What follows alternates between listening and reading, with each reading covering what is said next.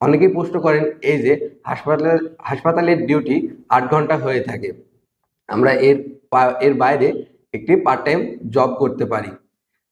আপনি যদি এর বাইরে জব করতে চান তাহলে আপনি জব করতে পারবেন না, কারণ আপনি যে কোম্পানির আন্ডারে, যে কোম্পানির অধীনে আসবেন, আপনাকে সেই কোম্পানির অধীনে কাজ করা লাগবে। কারণ সৌদি আরবের আইন নিয়ম অনুযায়ী আপনি কোনো বাইরে পার্ট টাইম জব করতে পারবেন না। আপনি যদি জব করে থাকেন, আপনাকে যদি তারা ধরতে পারে তাহলে আপনাকে পুনরায় দেশে পাঠিয়ে দিতে পারে, বা আপনাকে অনেক মোটা অঙ্কের একটি টাকা জরিমানা করতে পারে।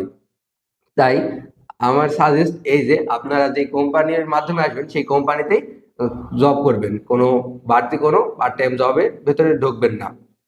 আর এই ভিডিওটি ভালো লাগলে লাইক, কমেন্ট, শেয়ার করে যাবেন, এবং নতুন নতুন আপডেট ভিডিওটি পেতে আমাদের চ্যানেলটি সাবস্ক্রাইব করে পাশেই থাকবেন।